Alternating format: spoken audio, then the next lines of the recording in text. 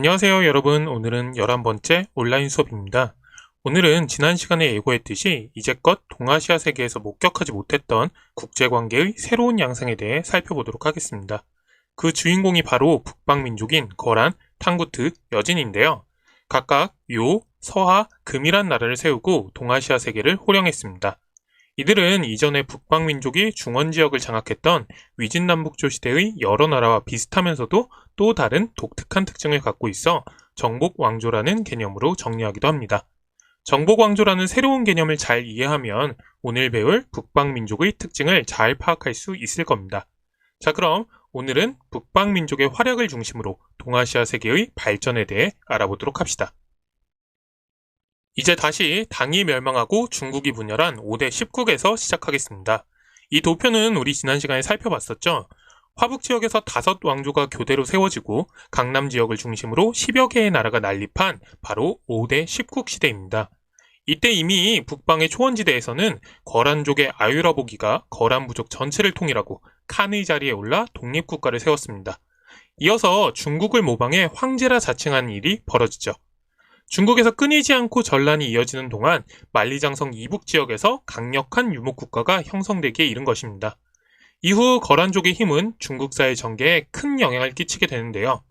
우선 지난 시간에 간략히 넘어갔던 5대 10국 시대의 상황을 구체적으로 살펴보도록 합시다.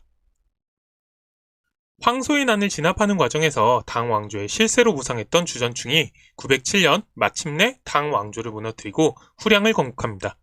주전충은 황제로 즉위했지만 끝끝내 중국 전역을 장악하지 못했습니다. 우선 화북 지역에서는 주전충과 마찬가지로 황소의 난을 진압하는 과정에서 큰 공을 세우고 절도사 자리에 올랐던 돌궐 출신의 이구경 세력이 후량 정권에 강력히 저항하였습니다. 그리고 강남 지역에서는 여러 무장 세력들이 주전충의 황위 찬탈을 기회로 각각 독립정권을 수립했기 때문이죠. 이렇게 하여 중국이 다시 한번 혼란의 소용돌이에 빠져들고 중국 역사상 최후의 분열기인 5대 10국 시대가 시작됩니다. 후량을 세운 주전충은 제위에 오른 지 6년 만에 자신의 아들에게 살해당했고 후량 왕조는 16년 만에 무너집니다. 그만큼 당시 정세가 혼란한 것이었는데요. 후량을 무너뜨리고 후당을 세운 이존욱은 화북 지역에서 주전충과 끝까지 대립했던 돌궐 출신 이구경의 아들이었습니다. 아버지대로부터 이어져 온 갈등을 끝장낸 것이죠. 그러나 이 후당 왕조도 건국한 지 고작 13년 만에 문을 닫게 되는데요. 그 과정에서 오늘의 주인공 중 하나인 거란이 등장합니다. 석경당은 후당의 뒤를 이어 들어서는 후진을 세운 인물입니다. 그는 후당의 절도사 출신으로 후당의 최고 세력가였으나 새롭게 황제에 오른 인물과 사이가 틀어지면서 자신의 세력을 기반으로 자립을 꾀하게 됩니다. 석경당은 이 과정에서 군사적 열세를 만회하고자 만리장성 이북의 초원지대에서 성장하고 있던 거란의 신하를 자청하고 세공을 바쳤습니다. 그리고 마침내 만리장성 아래쪽 지역인 연운 16주를 거란에게 할양하는 조건으로 거란군의 원조를 받아 후당을 무너뜨리고 후진을 건국한 것이죠. 이 연운 16주는 5대 10국의 혼란이 끝나고 송왕조가 중국을 통일한 이후에도 여전히 거란의 영토로 잔존하게 되는데요. 그 결과 이 지역을 두고 송과 거란 사이에 수차례의 전쟁이 벌어지게 됩니다. 후주는 화북 지역의 5대 왕조 중 마지막 왕조로 그 두 번째 왕제인 세종은 5대 10국 시대 제1의 명군으로 일컬어집니다. 그는 조세제도를 정비하였고 황제 직속의 중앙군을 강화하는 등 군사제도를 개혁하여 내정에서 주목할 만한 업적을 세웠을 뿐만 아니라 거란을 쳐서 연운 16주의 일부를 회복하는 등 눈부신 군사적 성공을 거두기도 하였습니다. 그러나 후주의 세종은 황제의 자리에 오른 지 6년 만에 병사하였고 당시 중앙군의 총사령관이었던 조광윤이 여러 장군들의 추대를 받아 황제의 자리에 올라 송을 세우고 세종의 치세를 이어갑니다. 그러다 보니 송이 달성한 중국 통일이라는 업적은 사실상 후주 세종의 치적을 계승한 것이라는 평가도 있죠. 자, 이렇게 5대 10국 시대의 역사를 간략하게나마 정리해보았는데요. 지난 시간에 정리했듯이 안사의 난 이후부터 이어져온 무인지배체제와 전국의 분열은 송의 중국 통일과 황제 독재체제의 확립, 문치주의의 실시 등으로 일단락됩니다.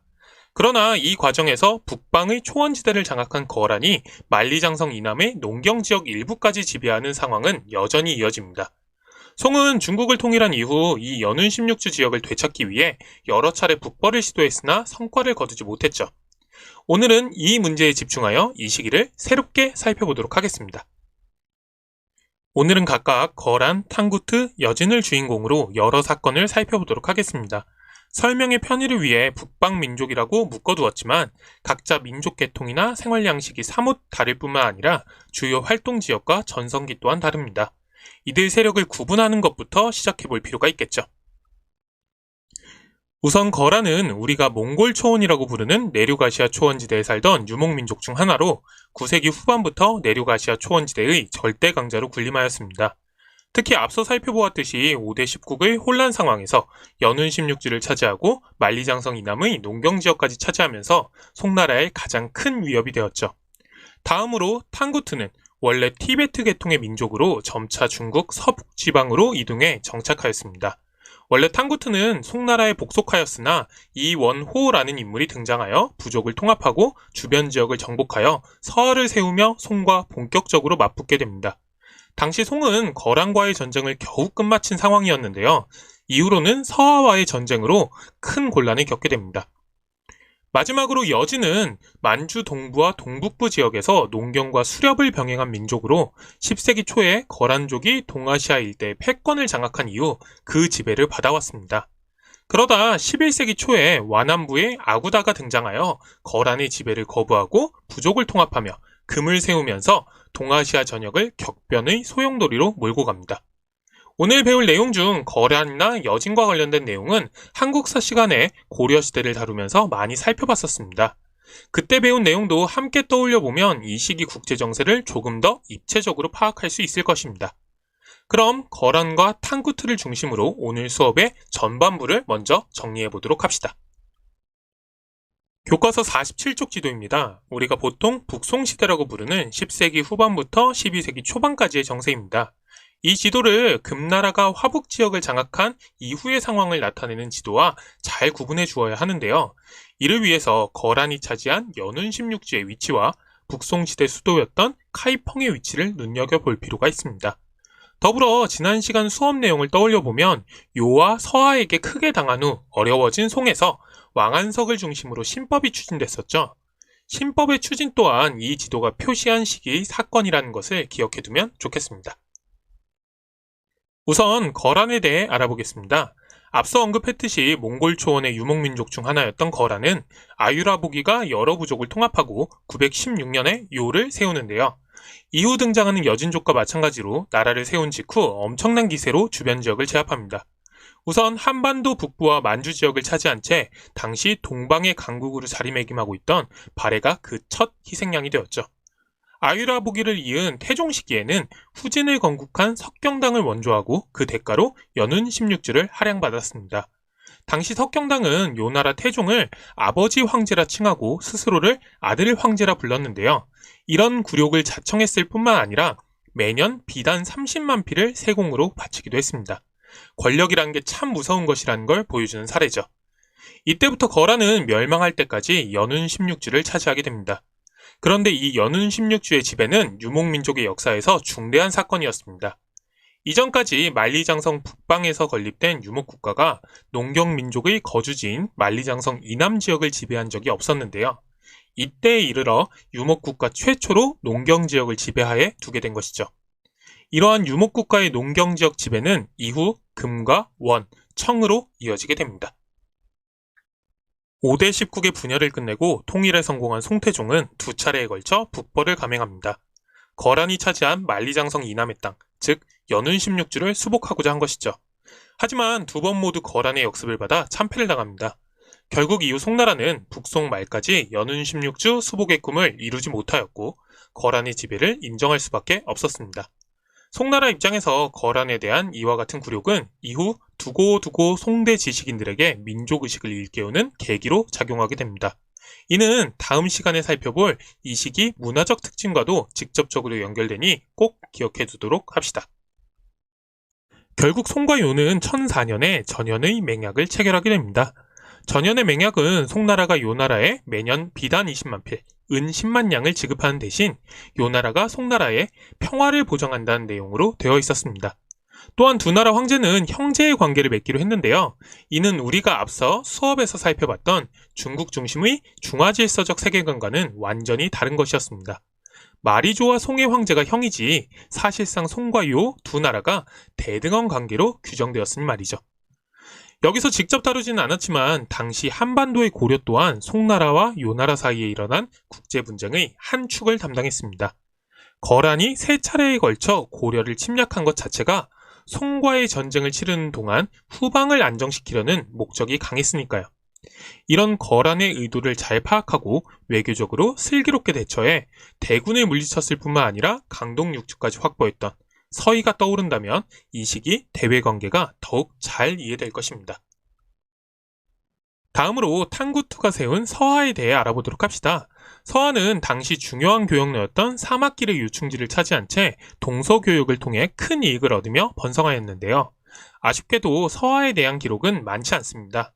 서하인 자신이 남긴 서하의 역사가 전해지지 않는 데다가 서하를 침공하던 중에 말에서 떨어져 병으로 사망한 몽골의 칭기즈칸이 서하인을 한 명도 남기지 말라는 끔찍한 유언을 남겼기 때문이죠. 물론 그 유언에도 불구하고 서하인이 전부 몰살된 것은 아니지만 수많은 서하인들이 학살당했고 살아남은 서하인들은 시간이 흐르며 몽골에 흡수되어 버려 그 명맥이 끊어져 버리게 됩니다. 자, 거란 갔다가 서하, 탕구트까지 와버리니 이리저리 왔다 갔다 하느라 정신이 없을 수도 있는데요. 지금까지 배운 걸 한 번 더 정리를 해보면 거란의 요나라와 중원의 송이 대치하는 상황에서 고려가 그 동쪽에서 세력 균형을 이루고 있었다면 지금 살펴본 서하는 그 서쪽에서 세력 균형을 이루고 있었다고 보면 쉬울 겁니다. 그럼 서하와 송의 관계에 대해 정리해 보도록 합시다. 앞서 설명했듯이 티베트계로 중국의 서북 지역을 차지했던 탕구트족은 11세기 초에 이원호라는 인물이 중심이 돼 송의 지배를 전면적으로 거부하고 나라를 세웁니다. 스스로는 자신들의 나라를 대하라고 불렀는데요. 보통은 중국의 기록상 최초의 국가인 하나라와 구분하여 서하라고 부릅니다. 이들은 사막길을 장악하고 동서무역을 통해 번영을 누렸습니다. 송나라가 요나라와 전연의 맹약을 체결하여 평화관계를 이룩한 후에는 송나라의 가장 큰 군사적 골칫거리가 바로 이 서하가 됩니다. 송나라는 독립을 선언한 서하에게 전면적 응징을 가하고자 했는데요. 여러 전투에서 연이어 송나라가 크게 패하며 병사 대부분이 전사하는 괴멸적 타격을 입기에 이릅니다. 송나라는 겨우겨우 전선을 안정시켰지만 전쟁에 막대한 재정을 쏟아부어야 했고 이로 인해 국내 정세가 불안해졌습니다. 결국 1044년에 송과 서하 사이에는 평화조약이 체결됩니다. 송과의 교류가 단절되면서 서하 또한 극심한 물자 부족 상태에 빠져버려 어려움을 겪고 있었던 거죠. 결국 서하가 송에 복속하고 그 대신 송이 거란에게 그랬던 것처럼 매년 막대한 물자를 지급한다는 내용의 평화조약이었습니다. 이 결과 동아시아의 국제정세가 마침내 평화를 찾게 됩니다. 군사적 우세를 차지한 북방민족이 중원 왕조인 송에게 경제적 원조를 매개로 평화를 보장한 것입니다. 중원의 황제이자 초원의 청가한을 칭했던 당나라 태종 때를 떠올려보면 정말 격세지감이라 할 만하죠. 그만큼 이 시기에는 중국 중심의 중화질서가 흔들리고 있었음을 확인할 수 있는 것입니다. 한 가지 덧붙이자면 요와 서하와의 전쟁을 거치며 엄청나게 늘어난 군사비는 송의 국가재정에 엄청난 부담을 가져옵니다. 왕안석이 신법을 주장한 것이 바로 서하와의 전쟁이 끝난 후의 상황임을 기억해두면 지난 시간 수업 내용을 좀 더 잘 이해할 수 있을 것입니다. 자, 이제 오늘 이야기의 후반전입니다. 12세기 초에 만주 지역에서 급성장한 여진이 금나라를 세웁니다.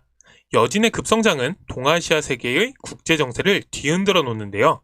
그 과정에서 요나라의 멸망, 남송의 재건이 이어집니다. 그 구체적인 내용을 살펴보도록 합시다. 여진은 원래 수나라와 당나라 때 말갈족이라 불리던 민족의 후신으로 만주 동부와 동북부에서 농경과 수렵을 병행하며 살아왔는데요. 12세기 초에 와남부의 아구다가 중심이 되어 부족을 통합하고 1115년에 금을 건국합니다. 사실 이 시기의 이야기는 한국사 시간에 다룬 적이 있습니다. 고려 예종 때 윤관이 별무반을 이끌고 동북방의 여진족을 정벌한 후 그 지역에 동북구성을 쌓았다가 다시 여진족에 돌려주었었잖아요. 그게 바로 1109년의 일입니다. 이 과정에서 고려의 위협에서 벗어난 여진족이 완안부를 중심으로 통합을 이루어내고 급성장했던 것이죠. 이렇게 만주 일대에서 새로운 정세가 펼쳐지며 금나라가 요나라를 압박해가고 있다는 정보가 송나라에 전해지자 송은 이들과 연합해 연운 16주를 회복할 계획을 세우고 금나라에 접근합니다. 결국 맹약을 체결한 송과 금 양국은 요에 대한 협공에 나섰고 1125년에 요를 멸망시키는데 마침내 성공합니다. 그런데 요의 멸망 이후 송은 금에게 약속한 배상금을 지불하기는커녕 온갖 방법으로 금에 대한 견제와 도발을 이어갑니다. 영원한 숙적일 줄 알았던 요를 무너뜨린 흥분에 취해버린 거죠. 마침내 이에 분노한 금이 대군을 파견하여 송을 공격하고 송의 수도인 카이펑을 포위하기에 이릅니다. 결국 금나라 군대가 송의 수도인 카이펑을 함락하고 휘종과 흠종을 포함한 수천 명을 포로로 잡아 북방으로 끌고 갑니다. 이 사건을 정강의 변이라고 한다는 건 지난 시간에 살펴봤었죠. 이후 송은 강남 지역에서 북송 마지막 황제 흠종의 아우인 강왕이 황제로 즉위하며 명맥을 이어갔고 금나라는 수도를 중도로 옮겨 화북 지역을 차지하게 됩니다. 거란의 요나라가 화북 지역의 일부인 연운 16주를 차지했다면 금나라는 화북 지역 전체를 차지하고 수많은 농경민족을 지배하게 된 것이죠. 이후 20여 년간 금나라와 남송 사이에는 전쟁이 이어졌습니다. 당연히 전쟁은 금나라의 우세 속에 이어졌지만 남송은 악비로 대표되는 여러 무장들의 활약으로 금의 공격을 막아냈습니다. 결국 1142년에 금과 남송 사이에 강화 조약이 체결됩니다. 우선 남송 황제가 금의 황제에 대해 신하의 예를 취하고 금이 남송의 강남 지역 지배를 용인하는 대신에 남송 측이 매년 막대한 물자를 바친다는 내용이었죠. 중원 왕조와 북방 왕조의 관계가 완전히 역전되어 버린 것입니다. 이 시기에 남송뿐만 아니라 고려와 서화도 금에게 신하의 예를 취하며 군신 관계를 체결하였는데요. 결국 12세기에는 금을 중심으로 동아시아 국제정세가 재편되게 된 것입니다. 여기서 한국사를 다시 떠올려보면 이 시기에 고려와 금과의 관계에서 이자겸의 난이나 묘청의 서경천도 운동 같은 사건들이 벌어지게 됩니다. 어떤 사건들이었는지 이게 기억나지 않는다면 이번 기회에 한국사 교과서를 다시 한번 확인해보는 것도 좋겠습니다. 지금까지 10세기 후반부터 13세기까지 동아시아 지역을 호령한 북방민족의 활동에 대해 알아보았습니다. 사실 북방민족이 중국을 포함한 동아시아 세계에서 큰 힘을 발휘했던 것이 이번이 처음은 아닙니다. 앞서 살펴본 위진남북조 시대 또한 오늘 우리가 살펴본 것처럼 북방민족이 큰 힘을 떨쳤던 시기였죠. 하지만 지금 시기에 출현한 거란, 탕구트, 여진은 위진남북조 시대의 북방민족과는 다른 특징을 보여줍니다. 이런 특징을 토대로 거란의 요나라, 여진의 금나라, 후에 몽골의 원나라, 만주의 청나라를 정복왕조라고 하는데요. 이 정복왕조의 특징을 살펴보며 오늘 수업을 마무리해봅시다. 정복왕조는 만리장성 북방에서 건립된 유목국가가 농경지역에 적극적으로 진출하여 농경지역과 농경민족을 직접 지배한 왕조를 말합니다. 따라서 그 개념상 중원의 농경민족을 지배하지 않았던 탕구트의 서한은 정복왕조에는 포함되지 않습니다. 하지만 거란이 세운 요나, 여진의 금은 각각 몽골 초원 지역과 만주 지역에서 출현하여 농경민족의 거주지인 만리장성 이남 지역을 정복했기 때문에 정복왕조의 대표적인 사례로 꼽을 수 있죠. 이들 정복왕조에서 살펴볼 수 있는 가장 큰 특징은 유목민과 농경민을 구분하여 통치하는 이중지배체제를 시행했다는 점입니다. 우선 요와 금의 이중지배체제에 대해 살펴보도록 합시다. 요는 관청을 남북으로 나누어 북명관제와 남명관제를 실시했는데요. 유목민은 고유의 관습으로 북명관이 다스리게 했고 농경민은 중국 고유의 주연제 방식으로 남명관이 다스리도록 했습니다. 따라서 적용되는 법도 거란족 등의 유목민이냐 아니면 한족이냐에 따라 거란족 고유의 부족법과 중국법이 각각 따로 적용되었습니다. 금을 세운 아구다는 여진족 사회의 전통적 시족 구조인 맹안과 모극을 군사 조직으로 탈바꿈시켜 여진족을 하나의 군사 집단으로 재조직했습니다. 이 맹안 모극제가 금이 급성장할 수 있었던 배경이었죠. 여진족은 평상시에는 모극과 맹안이라는 사회 조직에 속해 생업에 종사하다가 유사시에는 그 조직 그대로 군사 조직이 되어 전투에 참여했던 것입니다. 금은 화북 지역을 차지한 후에도 여진족 등의 지배민족을 이러한 맹한 모국제를 통해 다스렸습니다. 반면 한족 등의 농경민족은 요와 마찬가지로 중국 전통의 주연제를 통해 다스렸죠. 이 또한 정복 왕조의 주요 특징인 이중 지배 체제를 보여주는 사례입니다.